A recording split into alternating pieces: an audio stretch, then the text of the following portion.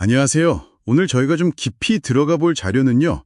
요즘 아마 뉴스피드에서 많이 보셨을 법한 그런 국내외 주요 이슈 10가지에 대한 심층 분석 보고서입니다. 네, 그냥 뉴스 요약만 하는 게 아니라 뭐 지정학적 위기라던가 사회적 균열 이런 것들 그 속의미를 좀 파헤쳐 보려고 합니다. 맞습니다. 정보가 너무 많으니까요. 그렇죠. 이 정보의 소용돌이 속에서 당신이 진짜 중요한 걸 놓치지 않도록 저희가 길잡이가 되어 드릴게요.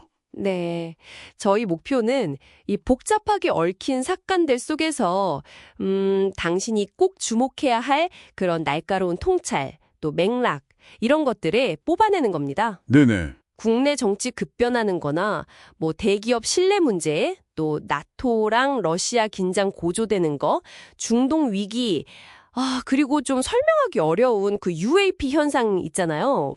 그거 흥미롭죠. 네, 그리고 AI가 바꾸는 부의 지도까지 오늘 중요한 지점들 같이 짚어보시죠. 좋습니다. 그럼 바로 시작해 볼까요? 국내 정치부터요? 그 3대 특검법 관련해서 여야가 엄청 극적으로 합의를 봤다가 네, 그랬었죠. 하루 만에 국민의힘 쪽에서 재검토 요청을 했어요. 5시간 넘게 협상한 결과였는데 말이죠. 맞아요. 그때 민주당은 이제 수사 규모 좀 줄이고 국민의힘은 금감위 설치 협조한다. 뭐 이런 식의 거래였는데 네네. 결국 내부 강경파들 반발에 딱 부딪힌 모양새죠. 음, 이게 그냥 의견 대립 뭐 이 정도가 아닌 것 같아요. 정치 양극화가 진짜 심각하구나. 그래서 이 협치라는 게 얼마나 약한 기반 위에 서 있나 보여주는 거고요. 그렇죠. 또 특검이라는 제도 자체가 사실 진실 규명 이게 목적인데 이게 약간 정치적 승패의 도구가 될 수도 있겠다. 그런 위험성, 이걸 보여주는 상징적인 장면 같습니다. 참 안타까운 현실이네요. 그럼 기업 쪽으로 넘어가 볼까요? KT 상황. 이거 좀 심상치 않던데요. 네, 이거 문제죠. 이용자들 모르게 소액 결제 피해가 액수가 1억 7천만 원이 넘게 발생했어요. 네. 그 초소형 기지국이라고 약간 사설 기지국 같은 걸 이용해서 ARS 인증을 그냥 우회해버린 수법이었죠. 와, 그런 방법이?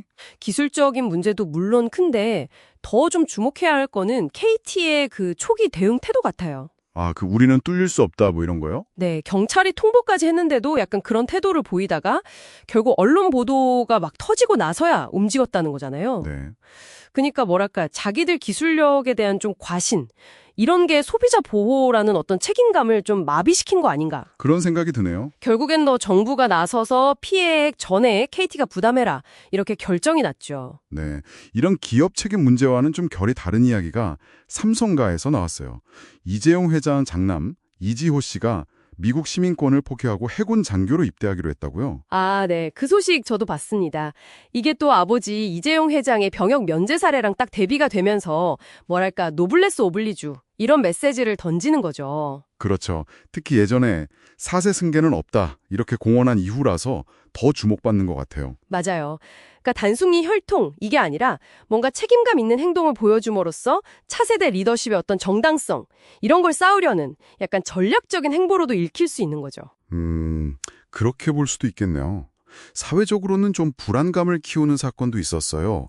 제주에서 초등학생 유괴미수 사건이 있었는데 네, 아찔했죠. 정말 다행히 아이가 침착하게 잘 대응해서 용의자가 빨리 잡혔다고 합니다. 네, 천만다행인데 근데 이게 좀 불안한 게 그 용의자가 성추행 전과가 있었고 또 경찰이 인정한 바로는 전국적으로 유사 사건 발생 패턴이 있다 이랬단 말이에요. 정말요. 그게 더 걱정이네요. 그렇죠. 그냥 단선 해프닝이나 개별 사건으로 보기 어렵다는 거죠. 아동 대상 범죄에 대한 어떤 사회적인 공포, 이게 좀 확산되는 그런 양상인 것 같아요. 네, 마침 인천 아동학대 사망 사건, 부모에게 징역 30년이라는 중형이 확정되기도 했지만 이건 또 다른 차원의 문제니까요. 그렇군요. 국제뉴스로 넘어가 보면 이건 정말 긴장감이 확 올라가는데요.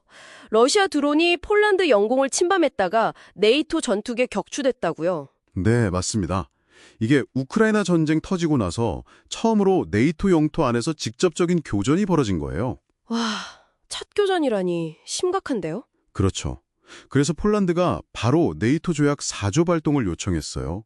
이게 동맹국끼리 위협에 대해 협의하는 절차인데 5조, 그러니까 집단 방위 조항하고는 좀 다릅니다. 아, 자동 개입은 아니군요. 네. 하지만 폴란드 총리라 넘지 말아야 할 선을 넘었다 이렇게 강하게 경고했기 때문에 이게 이제 대리전 양상에서 실제 군사적 충돌로 번질 위험성, 특히 뭔가 우발적인 충돌 가능성이 굉장히 커졌다고 봐야 할 것 같습니다. 정말 조심해야 할 상황이네요. 근데 중동에서는 더 노골적인 움직임이 있었어요. 이스라엘이 글쎄요, 휴전 협상 중에 카타르 도하에 있는 하마스 정치지도부 본부를 공습했다고요. 네, 이건 정말 타이밍이랑 장소가 너무 도발적이에요. 협상 중이었고, 장소는 또 미국의 핵심 동맹국인 카타르 수도잖아요. 거기 미군 기지도 있고요. 아, 그렇죠. 하마스 협상 대표 아들도 사망하고 그랬죠. 이스라엘은 책임을 인정했고, 미국은 사전에 몰랐다고 부인했는데, 네. 이건 뭐 군사작전을 넘어서 협상 자체를 그냥 깨려는 의도, 그리고 중재하는 국가까지 위협하는 정말 위험한 행보라고밖에 볼 수 없습니다. 중동 전체 긴장이 지금 최고조로 올라가는 느낌입니다. 정말 아슬아슬하네요. 그리고 이건 진짜 좀 SF 같은 소식인데 미 의회 청문회에서 UAP, 미확인 공중현상 영상이 공개됐다면서요? 네, 맞아요. 그 미군 MQ-9 리퍼 드론이 어떤 빛나는 구체를 추적하고 있었는데 다른 드론이 쏜 헬파이어 미사일에 맞고도 그냥 튕겨 나갔다는 거예요. 튕겨 나갔다고요? 미사일을? 네, 더 놀라운 건 군 관계자 증언인데 우리 무기고에는 미사일을 그렇게 막아낼 수 있는 기술은 없다. 이렇게 말했다는 거죠. 와, 그럼 이게 인간 기술이 아니라는... 그렇죠. 현재 알려진 인간 기술로는 설명이 안 된다는 겁니다. 이 사건이 어쩌면 UAP 문제를 그냥 음모론 취급하던 거에서 진짜 국가 안보 문제로 다루게 되는 어떤 중요한 전환점이 될 수도 있을 것 같아요. 정부 투명성 요구도 더 커질 거고요. 정말 흥미로운데요. 또 정치와 사법의 경계에 대한 논란도 있어요. 트럼프 전 대통령이 우크라이나 난민 살해 용의자에 대해서 SNS로 신속 재판 그리고 오직 사형을 요구했다고요? 네, 그 용의자가 정신질환도 앓고 있었고 전과도 14번이나 있었다는데 아, 대통령이 뭐 전직이긴 하지만 특정 사건 재판 결과에 대해서 이렇게 공개적으로 언급하는 것 자체가 사법부 독립성 침해 논란을 일으킬 수밖에 없죠. 그렇죠. 또 비극적인 사건을 정치적으로 이용하려는 거 아니냐 이런 비판도 당연히 나오고요. 그렇겠네요. 자, 마지막으로 경제지형 변화 소식입니다. 오라클 창업자 레리 앨리슨이 일론 머스크를 제치고 세계 최고 부자가 됐다고요? 네, 이게 또 상당히 상징적인 사건인데요. 오라클 주가가 하루 만에 41%나 폭등하면서 자산이 뭐 1,010억 달러, 우리 돈으로 어마어마하게 들었죠. 하루 만에요? 뭐가 그렇게? 아, AI 때문인가요? 정확합니다. AI 연산 수요가 폭증하니까 그걸 감당할 클라우드 사업에 대한 기대감이 폭발한 거죠. 반면에 테슬라 주가는 좀 부진했고요. 아하. 이게 단순히 부자 순위가 바뀌었다 이걸 넘어서요. 글로벌 자본이 이제 전기차나 뭐 소셜미디어 이런 쪽에서 AI 인프라 구축, 이쪽으로 무게중심을 확 옮기고 있다는 아주 강력한 신호로 봐야 합니다. 그렇군요. 어떻게 보면 소위 9세대 IT 건물로 불렸던 사람이 AI 시대의 승자로 떠오른 그런 상징적인 순간이기도 하고요. 와, 정말 변화가 빠르네요.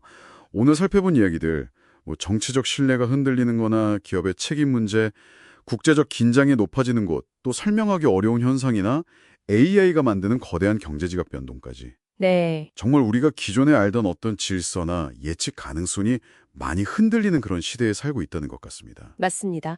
이렇게 불확실성이 점점 커지는 시대에 당신은 어디서 좀 신뢰할 만한 정보를 얻고 또 스스로의 어떤 판단 기준 같은 걸 세워가고 계신가요? 네, 오늘 저희가 나눈 이야기들이 당신만의 답을 찾아가는 그 여정에 뭐 작게나마 어떤 힌트가 되었기를 바랍니다.